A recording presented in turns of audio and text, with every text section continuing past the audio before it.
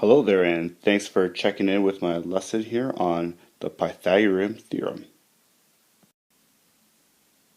Let's say you're this red star over here, and you have a friend who's represented by this blue star on the opposite corner of this block right here.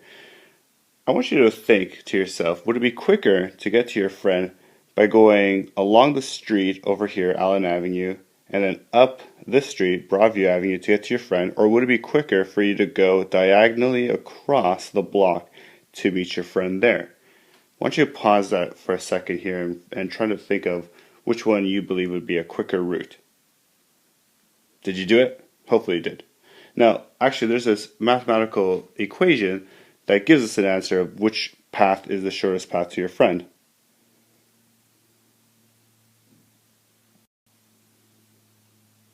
Now let's take a look at this over here, this right angle triangle. In our triangle, we've got a bunch of parts that we're going to pay attention to. Firstly, we've got the right angle, of course, represented over here, and it's a 90-degree angle. And we've got this other word here, a hypotenuse, and our hypotenuse is going to be represented by this side of our right angle triangle. It's the side that's opposite of the right angle. So it's directly across from the right angle. And we also have these two adjacent sides. And our adjacent sides are going to be the sides that are touching the right angle over there. So we've got two adjacent sides, and they are touching the right angle. Now here's a question. I've got this right angle triangle. And this, let's say the sides here are 3 units, doesn't really matter, and this side over here is 4 units. Now, the hypotenuse is going to be 5 units. And it was interesting the way that this length over here, the 5 length, was discovered. And it was discovered by this mathematician, Pythagoras. And let's take a look at what he did.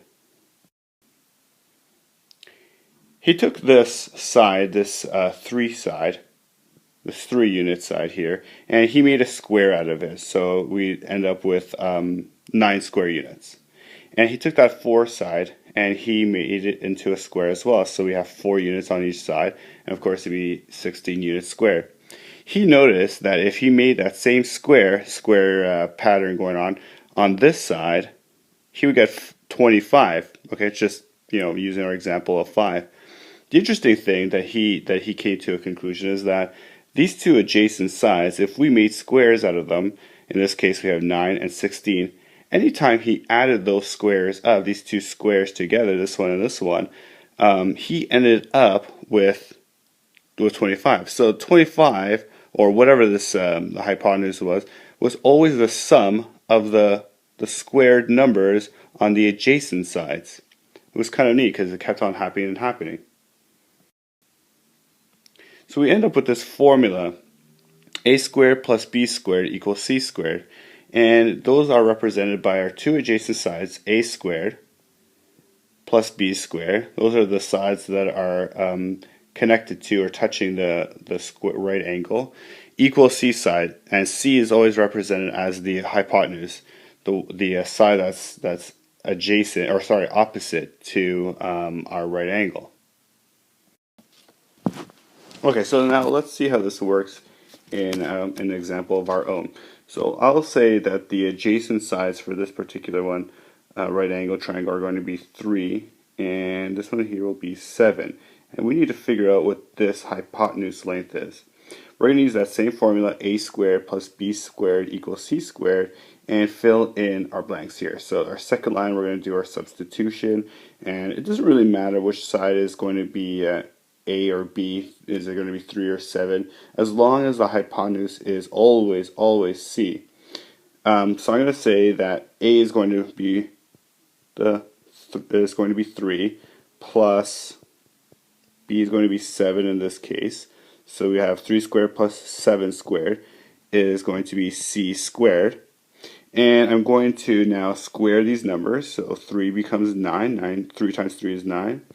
Plus 49 equals c squared. I'm going to go ahead and add these two numbers, 9 plus 49, which equals 58, the c squared. And I want to always be left with c equals something in this case. So how do I get rid of the c squared? Well, I have to do square root. So square root eliminates the square. And if I do it to that side, I have to do it to the left side as well. So it becomes square root of 58. And square root of 58 is 7.6. And that will equal c. So in our right angle triangle over here, our hypotenuse length is going to be 7.6. Now let's take a look at what happens when we know the hypotenuse, but we don't necessarily know what the length of the adjacent side might be.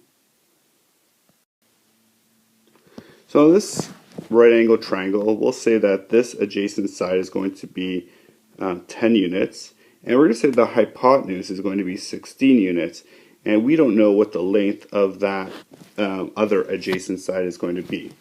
So I'm going to still use that same formula, a squared plus b squared equals c squared, and we'll say in this case that we don't know what a squared is. It's going to be the question mark, plus 10 squared equals 16 squared. And I want to be left with a equals something, and we'll get there. So we're going to go ahead and square our numbers that we know. So we've got a squared plus 100 equals 256. We want to get rid of that 100, so we're going to have to subtract 100 from both sides, and we'll be left with a squared equals 156. And of course we want to get left over, we want to end with a equals something. We want to get rid of that squared, and we need to square root that number, put a square root, and find the square root of 156. Once we do that, we'll find that a equals 12.5. So our adjacent side over here is going to have a length of 12.5. The other one is going to be 10, and our hypotenuse is 16. Now for our two practice questions, they're pretty much the same as the same methods as we use in the two previous examples that I did for you. The first one, we know the adjacent sides. They're going to be 8 and they're going to be 6. We're going to find out what the hypotenuse is. So it works in the same manner that the first example I showed you. And we have the second example I showed you as a practice as well. We've got 5 as an adjacent side, 10 as the hypotenuse. We don't know what the other adjacent side is, so we're going to have to use the second example that I showed you.